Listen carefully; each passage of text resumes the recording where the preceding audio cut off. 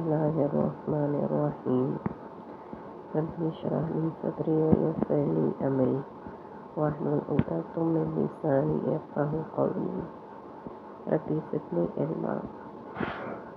سورہ البقرہ آیت نمبر 142 پارہ 2۔ سيقول السفهاء من الناس ما ولاهم عن قبلتهم التي كانوا عليها، جلد ہی نادان لوگ ضرور کہیں گے کہ مسلمانوں کو ان کے پہلے قبلے سے کس چیز نے پھیر دی۔ تحویل قبلہ کے ضمن میں یہ معلوم ہونا چاہیے کہ تمام امت مسلمہ کے لیے قبلہ اول خانہ کعبہ ہی تھا۔ حضرت ابراہیم نے اسے تعمیر کیا تو بھی یہی قبلہ تھا، جب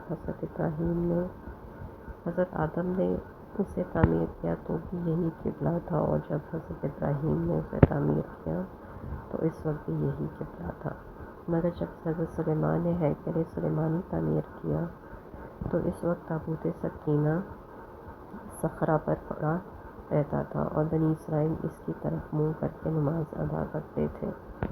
آہستہ آہستہ انہوں نے مستقل طور پر اسے ہی اپنا قبلہ بنا لیا، اور چونکہ اللہ تعالیٰ کی طرف سے اس پر کوئی گرفت نہ ہوئی تھی لہٰذا یہ قبلہ شرعاً بھی درست سمجھا گیا۔ مگر یہ صرف بنی اسرائیل ہی کا قبلہ تھا، مکہ کے مشرکین کا نہ تھا۔ وہ کعبہ کی ہی طرف منہ کر کے نماز ادا کرتے تھے۔ چونکہ مشرکین مکہ کے بجائے رسول اللہ صلی اللہ علیہ وسلم اہل کتاب کو بہتر سمجھتے تھے، اس لیے آپ صلی اللہ علیہ وسلم نے کعبہ کی بجائے بیت المقدس کی طرف رخ کرنا مناسب سمجھا تاکہ مشرکین مکہ کے قبلے سے امتیاز ہو سکے۔ آپ صلی اللہ علیہ وسلم کے اس عمل کو بھی اللہ تعالیٰ نے اپنی ہی طرف منسوخ کیا۔ آپ صلی اللہ علیہ وسلم کو بیت المقدس کی طرف رخ کرنا یا قبلے بنانے کا حکم قرآن یا حدیث میں کہیں مذکور نہیں۔ ممکن ہے کہ وحی خفی کے ذریعے اللہ تعالیٰ نے آپ کو ایسا حکم دیا ہو، اور یہ بھی ممکن ہے کہ آپ صلی اللہ علیہ وسلم نے اپنی بصیرت سے ہی بیت المقدس قبلہ بنانے کا طرز عمل اختیار کیا ہو۔ وہ اور اللہ تعالیٰ کی طرف سے اقرار سکوت ہو تو بھی وہی تقریری کا حکم رکھتا ہے۔ بہرحال بیت المقدس کی طرف مسلمانوں کے رخ کر کے نماز ادا کرنے کو بھی اللہ تعالیٰ نے اپنا ہی حکم قرار دیا ہے۔ دوسری قابل ذکر بات یہ ہے کہ کسی قوم کے قبلے کو تسلیم کر لینا فی الحقیقت اس قوم کی قیادت اور امامت کو تسلیم کر لینے کے مترادف ہوتا ہے۔ لہٰذا رسول اللہ صلی اللہ علیہ وسلم نے جو ابتدائی دور میں بیت المقدس کو قبلہ بنایا تو اس کی ایک وجہ تو بوجہ شرک مشرکین مکہ کی مخالفت تھی، دوسرا اس میں مسلمانوں کا امتحان بھی مقصود تھا، جیسا کہ اللہ تعالیٰ نے فرمایا لِنَعْلَمَ مَن يَتَّبِعُ الرَّسُولَ، تاکہ ہم جان لیں کون رسول کی اتباع کرتا ہے۔ اور وہ امتحان اس طرح تھا کہ ہر قوم کو اپنے شاعر سے انتہائی عقیدت ہوتی ہے، اور مکہ میں اسلام لانے والے جو کہ مشرکین مکہ، اس لیے فی الواقع ان کا اس بات میں بھی امتحان تھا کہ وہ اسلام لانے کے بعد کتنی فراخ دلی سے اپنا آبائی قبلہ کعبہ کو چھوڑ کر بیت المقدس کو اپنا قبلہ بناتے ہیں۔ ہجرت کے بعد جب آپ صلی اللہ علیہ وسلم مدینہ پہنچے تو اب صورتحال بالکل مختلف تھی۔ مسلمانوں کی ایک آزاد چھوٹی سی ریاست وجود میں آ چکی تھی، اور اب بیت المقدس کو قبلہ بنائے رکھنا ذہنی طور پر یہود کی امامت کو تسلیم کرنے کے لائق تھا۔ لہٰذا اب آپ یہ چاہتے تھے کہ حقیقی قبلہ اول یعنی خانہ کعبہ ہی مستقل طور پر مسلمانوں کا قبلہ قرار پائے، اور اس توقع میں کئی بار آسمان کی طرف رخ پھیرتے کہ شاید کسی وقت جبرائیل ایسا حکم لے کر نازل ہو۔ چنانچہ براء بن عازب کہتے ہیں کہ مدینہ میں رسول اللہ صلی اللہ علیہ وسلم نے 16 یا 17 ماہ تک بیت المقدس کی طرف رخ کر کے نماز پڑھی، اور لوگوں نے بھی آپ کے ساتھ اسی طرف رخ کر کے نماز پڑھی، لیکن آپ صلی اللہ علیہ وسلم یہ چاہتے تھے کہ آپ صلی اللہ علیہ وسلم کا قبلہ کعبہ کی طرف ہو۔ چنانچہ ایک دن آپ صلی اللہ علیہ وسلم عصر کی نماز کعبہ کی طرف رخ کر کے پڑھی اور لوگوں نے بھی پڑھی۔ پھر ان میں سے ایک شخص جو آپ کے ساتھ نماز پڑھ چکا تھا دوسری مسجد والوں پر گزرا جبکہ وہ نماز ادا کر رہے تھے۔ اس نے کہا اللہ گواہ ہے کہ میں ابھی نبی اکرم صلی اللہ علیہ وسلم کے ساتھ مکہ یعنی کعبہ کی طرف رخ کر کے نماز پڑھی ہے، تو اسی حالت میں کعبہ کی طرف گھوم گئے۔ یہی مسجد بعد میں مسجد قبلتین کے نام سے مشہور ہوئی۔ تحویل کعبہ کا دراصل مطلب یہ تھا کہ اب بیت المقدس کی مرکزیت ختم ہو چکی ہے اور آئندہ ہمیشہ کے لیے خانہ کعبہ کو امامت مسلمہ کا مرکز قرار دے دیا گیا۔ اب اس تحویل قبلہ کا یہود پر منفی اثر ہونا ایک لازمی امر تھا۔ چنانچہ یہی برا بن عازب کہتے ہیں کہ جب نادان لوگوں یعنی تنگ نظر لوگوں نے یہ اعتراض کیا تھا کہ مسلمانوں کو ان کے پہلے قبلے سے کس چیز نے پھیر دیا ہے، یہ یہودی لوگ تھے۔ چنانچہ یہود نے اس واقعے کو بھی ایک بنیاد بنا کر ضعیف الاعتقاد اور کم فہم مسلمانوں کے دلوں میں شک اور شبہات پیدا کرنا شروع کر دیے۔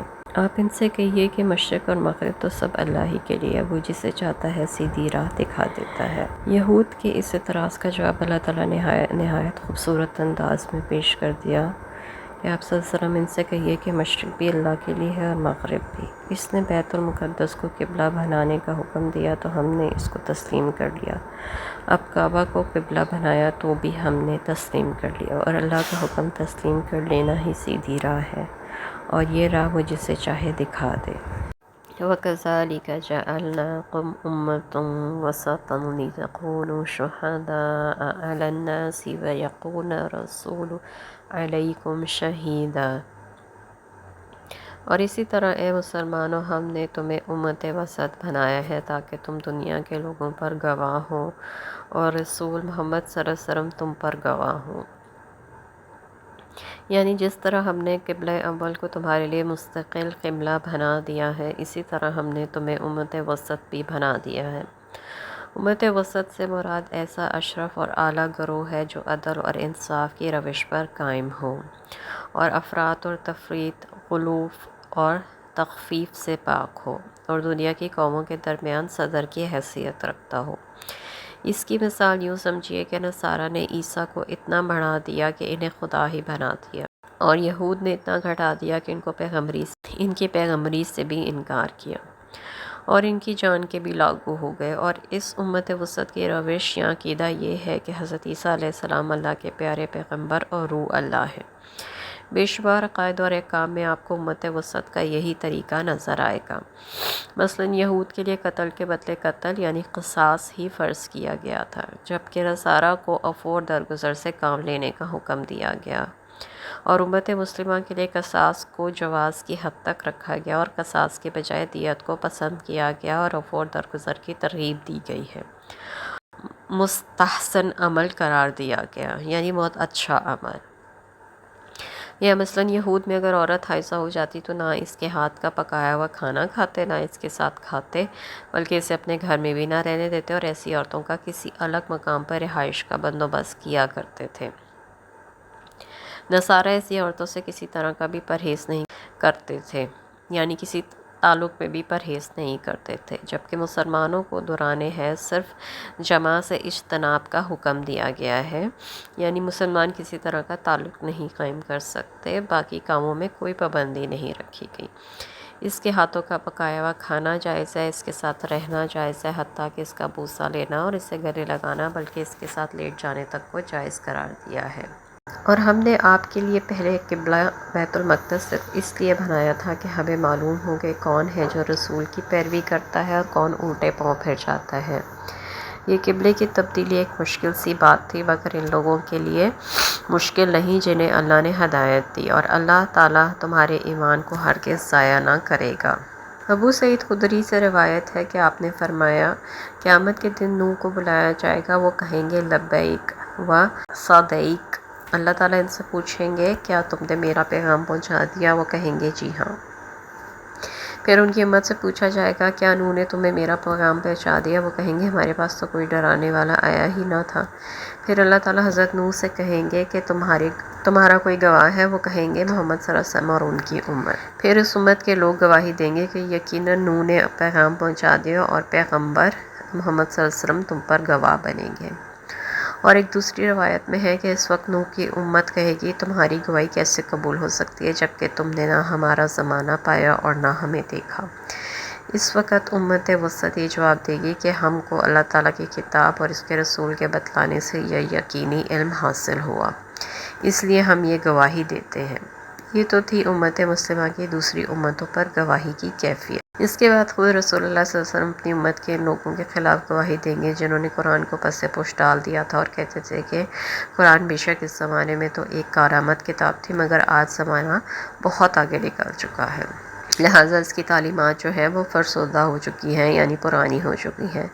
یا ان لوگوں کے خلاف جو اپنے جلد سے جلوس کا افتتاح تو تلاوت قرآن سے کرتے ہیں، پھر اس کے بعد انہیں قرآن سے کوئی غرض نہیں ہوتی، یا ان لوگوں کے خلاف جنہوں نے قرآن کو محض عملیات کی ایک کتاب قرار دے رکھا ہے اور اس سے صرف اپنے دنیا کے غرض کے لیے اس کی آیت سے تعویذ وغیرہ تیار کرتے ہیں اور تجربے کرتے رہتے ہیں، یعنی جادو ٹونے کرتے رہتے ہیں۔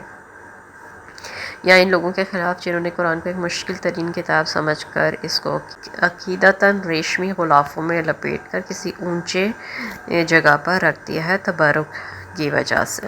یا ان لوگوں کے خلاف جو قرآنی آیات اور احکام کو سمجھنے کے لیے بعد محض دنیاوی اغراض یا فرقے وارانہ تعصب کے طور پر ان کی غلط تعویل کرتے ہیں، یا ان کے خلاف جو دیدہ دانستہ اللہ کے احکام کی خلاف ورزی کرتے ہیں اور خواہشات رفتاری کے پیچھے لگے ہوئے ہیں، یعنی اپنی فرقے واریت کو فروغ دینے کے لیے وہ قرآن کو استعمال کرتے ہیں اور اس کے غلط تعویل کرتے ہیں۔ سب لوگوں کے خلاف آپ صلی اللہ علیہ وسلم اللہ کے حضور یہ گواہی دیں گے کہ یہ وہ لوگ ہیں جنہوں نے قرآن کو چھوڑ رکھا تھا۔ جب تحویل قبلے کا حکم نازل ہوا تو منافقوں اور یہودیوں دونوں نے مسلمانوں کے خلاف انتہائی زہریلا پروپیگنڈا شروع کر دیا، اور اس قدر پروپیگنڈا کیا کہ آسمان سر پر اٹھا لیا۔ اور وہ پروپیگنڈا یہ تھا کہ مسلمان کبھی کسی طرف منہ کر کے نماز پڑھتے ہیں اور کبھی کسی طرف ضرور دال میں کچھ کالا ہے۔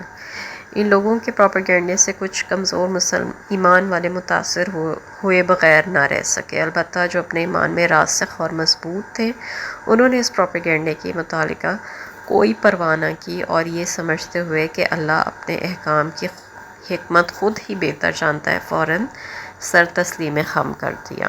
اس سے پتہ چلتا ہے کہ ایمان کا مضبوط ہونا کتنا ضروری ہے۔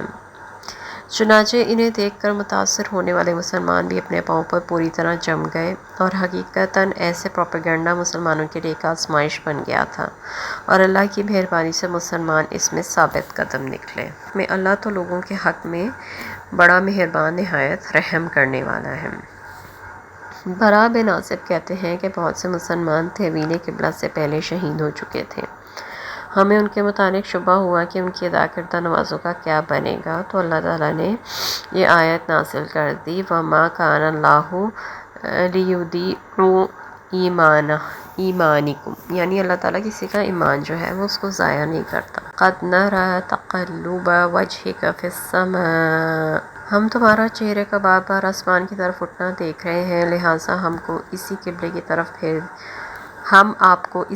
کی طرف پھیر دیتے ہیں جو آپ کو پسند ہے۔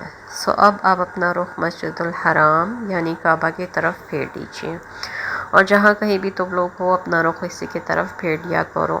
اور جن لوگوں کو کتاب تورات دی گئی ہے وہ خوب جانتے ہیں کہ تحویل قبلے کا یہ حکم ان کے رب کی طرف سے ہے اور بالکل درست ہے۔ اس کے باوجود جو کچھ یہ کر رہے ہیں اللہ اس سے بے خبر نہیں، کیونکہ یہودیوں کی کتابوں میں پہلے ہی لکھا ہوا تھا کہ نبی صلی اللہ علیہ وسلم جو ہے وہ عرب میں پیدا ہوں گے اور ابراہیم کے طریقے پر ہوں گے اور کعبہ کی طرف منہ کر کے نماز پڑھیں گے۔ وَلَئِنْ آتَيْتَ الَّذِينَ أُوتُوا الْكِتَابَ بِكُلِّ آیَةٍ مَا تَبِعُوا قِبْلَتَكَ، آپ ان اہل کتاب کے پاس کوئی بھی نشانی لے کر آئیں وہ آپ کے قبلے کی پیروی نہ کریں گے، نہ ہی آپ ان کے قبلے کی پیروی کر سکتے ہیں، بلکہ کوئی بھی دوسرے کے قبلے کی پیروی کرنے والا نہیں۔ اور اگر آپ صلی اللہ علیہ وسلم اس علم کے بعد جو آپ کے پاس آ چکا ہے ان کی خواہشات کی پیروی کریں گے تو یقیناً آپ کا شمار ظالموں میں ہوگا۔ یہودیوں کا جو یہ جھگڑا تھا یہ کسی دلیل کی بنیاد پر نہیں تھا، بلکہ ان کو محض حسد تھا، اور جس کے بعد انہوں نے یہ حرکتیں کرنی شروع کر دی۔ یعنی اگر آپ یہ بات انہیں ان کی کتابوں سے دکھلا بھی دیں گے تب بھی یہ ماننے والے نہیں۔ قبلے بھی مختلف ہیں۔ یہود کا قبلہ تو صخرہ بیت المقدس ہے، اور بیت المقدس کو حضرت سلیمان نے حضرت ابراہیم سے 1300 سال بعد تعمیر کیا تھا، اور نصارہ کا قبلہ بیت المقدس کی شرقی جانب ہے جہاں حضرت عیسیٰ کا نفخہ روح ہوا تھا۔ تو جب یہ لوگ آپس میں بھی کسی ایک قبلے پر متفق نہیں تو آپ کے ساتھ کیسے اتفاق کر سکتے ہیں، یا آپ ان میں سے کس کے قبلے کی پیروی کریں گے؟ رسول ہونے کی حیثیت سے آپ صلی اللہ علیہ وسلم کا یہ کام نہیں کہ آپ لوگوں کو راضی کرتے پھریں اور کچھ لو اور کچھ دو کے اصول پر سمجھوتا کر لیں۔ آپ صلی اللہ علیہ وسلم کا کام یہ ہے کہ جو علم ہم نے آپ کو دیا ہے اس پر سختی سے کار بند رہیں، اور ظالم ہونے کا خطاب دراصل امت کو ہے۔ رسول اللہ صلی اللہ علیہ وسلم بھلا وحی الہی کو کیسے نظر انداز کر سکتے تھے؟ امت کو یہ تنبیہ کی گئی ہے کہ رسول کے ذریعے اللہ کا حکم جو تمہیں مل رہا ہے اس پر پورا یقین رکھو اور اس کے مطابق عمل کرو، اور اگر تم نے یہود کو خوش کرنے کی کوشش کی تو تمہارا شمار جو ہے وہ ظالموں میں ہوگا۔ الذین آتیناہم الکتاب یعرفونہ کما یعرفون ابناءہم، جن لوگوں کو ہم نے کتاب تورات دی ہے وہ اس کعبے کو یوں پہچانتے ہیں جیسے اپنے بیٹوں کو۔ پھر بھی ان میں یقیناً ایک گروہ ایسا ہے جو دیدہ دانستہ حق بات کو چھپاتے ہیں۔ عربوں میں یہ محاورہ ہے کہ جس چیز کے متعلق انہیں کسی طرح کا شک و شبہ نہ ہو تو سمجھتے ہیں کہ وہ اس بات کو یوں پہچانتے ہیں جیسے اپنے بیٹے کو۔ علماء یہود اور نصارہ اس بات کو اچھی طرح جانتے تھے کہ حضرت ابراہیم جن کی امت اور ملت ہونے کا یہ دم بھرتے ہیں، انہوں نے ہی خانہ کعبہ تعمیر کیا اور اسے ہی قبلہ مقرر کیا تھا، اور بیت المقدس تو 1300 سال بعد حضرت سلیمان نے تعمیر کیا تھا۔ پھر بیت المقدس کو قبلہ قرار دینے کا ذکر نہ کہیں تورات میں موجود ہے اور نہ انجیل میں۔ اس تاریخی واقعے میں ان کے لیے کسی قسم کے شک و شبہ کی گنجائش نہ تھی، اور وہ یہ بات بھی خوب جانتے تھے کہ قبلہ اول اور حقیقی قبلہ جو ہے وہ کعبہ ہی ہے، لیکن وہ یہ بات عوام کے سامنے ظاہر نہیں کرتے تھے۔ الحق من ربک فلا تکونن من الممترین، یہ تحویل قبلے کا حکم جو تمہارے پروردگار کی طرف سے ہے بالکل درست ہے، لہٰذا اس کے متعلق ہرگز شک میں نہ پڑنا۔ یعنی مسلمان جب ملک میں ہوں گے وہ کعبہ کی طرف منہ کر کے نماز ادا کریں گے۔ اس طرح کعبہ کی سمتیں الگ الگ بھی ہو سکتی ہیں، کسی ملک سے کعبہ مغرب کی جانب ہوگا، کسی سے مشرق کی طرف اور کسی سے شمال یا جنوب کی طرف۔ اس سے کچھ فرق نہیں پڑتا اور نہ اس بات میں شک کی ضرورت ہے، کیونکہ تمہارا یہ قبلہ ہمیشہ کے لیے جس میں آئندہ کبھی تبدیلی نہیں ہو سکتی۔ ہر ایک کے لیے ایک مقرر جہت ہے جس کی طرف وہ رخ کرتا ہے، سو تم نیک کاموں میں پیش قدمی کرو۔ یعنی اصل چیز رخ کرنا نہیں بلکہ وہ بھلائیاں ہیں جن کے لیے تم نماز پڑھتے ہو، لہٰذا سمت اور مقام کے جھگڑوں میں پڑنے کی بجائے تم اصل مقصد یعنی نیکیوں کے حصول کی فکر کرنی چاہیے تمہیں، اور اس میں ایک دوسرے سے بڑھ چڑھ کر کوشش کرنا چاہیے، کیونکہ قیامت کے دن یہی نیکیاں تمہارے کام آئیں گی۔ تم جہاں کہیں بھی ہو کہ اللہ تمہیں اکٹھا کر لائے گا، بلا شبہ اللہ تعالیٰ ہر چیز پر قادر ہے۔ وَمِنْ حَيْثُ خَرَجْتَ فَوَلِّ وَجْهَكَ شَطْرَ الْمَسْجِدِ الْحَرَامِ، اور آپ جہاں سے بھی سفر پر نکلیں گے تو نماز کے وقت اپنا رخ کعبہ کی طرف پھیر لیا کریں، یہ تمہارے پروردگار کا بالکل درست فیصلہ ہے، اور جو کچھ تم لوگ کرتے ہو اللہ اس سے بے خبر نہیں۔ وَمِنْ حَيْثُ خَرَجْتَ فَوَلِّ وَجْهَكَ شَطْرَ الْمَسْجِدِ الْحَرَامِ، اور آپ جہاں سے بھی نکلے تو نماز کے وقت اپنا رخ کعبہ کی طرف پھیر لیا کریں، اور جہاں کہیں بھی تم ہو اے مسلمانوں تو اپنا رخ اسی طرف پھیر لیا کرو۔ اللہ تعالیٰ نے اس لیے بیان کیا کہ تحویل قبلہ کے مسئلے پر جھگڑا کھڑا کرنا درست نہیں ہے، اصل کام تو نیک کاموں کی طرف پیش قدمی کرنا ہے۔ لوگوں کو تم مسلمانوں سے جھگڑنے کا موقع باقی نہ رہے۔ وہ یوں کہ تحویل قبلہ سے بیشتر یہودی مسلمانوں سے یہ کہتے تھے کہ ہمارا دین تو نہیں مانتے لیکن نماز ہمارے ہی قبلے کی طرف پڑھتے ہو، اور مشرکین مکہ یہ اعتراض کرتے ہیں کہ دعویٰ تو ابراہیم علیہ السلام کے طریقے پہ چلنے کا کرتے ہو مگر ان کا قبلہ چھوڑ دیا ہے۔ تو اللہ تعالیٰ کیا کہہ رہے ہیں کہ تم جہاں کہیں بھی ہو مسلمانوں اپنا رخ جو ہے وہ اسی طرف پھیر لیا کرو تاکہ لوگوں کے لیے تمہارے خلاف کوئی حجت نہ رہے، مگر جو ان میں سے بے انصاف ہیں وہ اعتراض کرتے رہیں گے، سو تم ان سے نہ ڈرو بلکہ مجھ سے ڈرو، صرف مجھ سے ڈرو، اور اس لیے بھی مجھ سے ڈرو تاکہ میں تم پر اپنی نعمت پوری کر دوں، اور اس لیے بھی کہ تم ہدایت پا سکو۔ اللہ تعالیٰ کہہ رہے ہیں کہ بے انصاف یا ہٹ درم لوگ جو ہے وہ تحویل قبلہ کے بعد بھی اعتراض چھوڑیں گے نہیں۔ جیسے یہود نے یہ اعتراض کر دیا تھا کہ ہمارے قبلے کی حقانیت ظاہر ہونے اور اسے تسلیم کر لینے کے بعد اب محض ضد اور حسد کی بنا پر اسے چھوڑ دیا، اور مشرک یہ کہنے لگے کہ ہمارے قبلے کا حق ہونا انہیں اب معلوم ہوا تو اسے اختیار کر لیا، اس طرح ہماری اور بھی کئی باتیں منظور کر لیں گے۔ لہٰذا اے نبی صلی اللہ علیہ وسلم، تم ان لوگوں کی باتوں کی طرف توجہ نہ دو، نہ ان سے ڈرنے کی ضرورت ہے، بلکہ صرف مجھ سے ڈرو اور میرا حکم مانو۔ اور نعمت سے کیا مراد ہے؟ نعمت سے مراد وہی امامت اور پیشوائی کی نعمت ہے جو بنی اسرائیل سے ختم کر کے اب اس امت کو دی جا رہی ہے۔ اللہ تعالیٰ یہ فرما رہے ہیں کہ تحویل قبلہ کا یہ حکم دراصل اس منصب پہ تمہاری سرفرازی کی علامت ہے۔ جب تک میری اطاعت کرتے رہو گے یہ منصب تمہارے پاس رہے گا، اور نافرمانی کی صورت میں یہ چھن بھی سکتا ہے۔ وآخر دعوانا ان الحمد للہ رب العالمین۔ سبحانک اللہم و بحمدک، استغفرک و اتوب الیک۔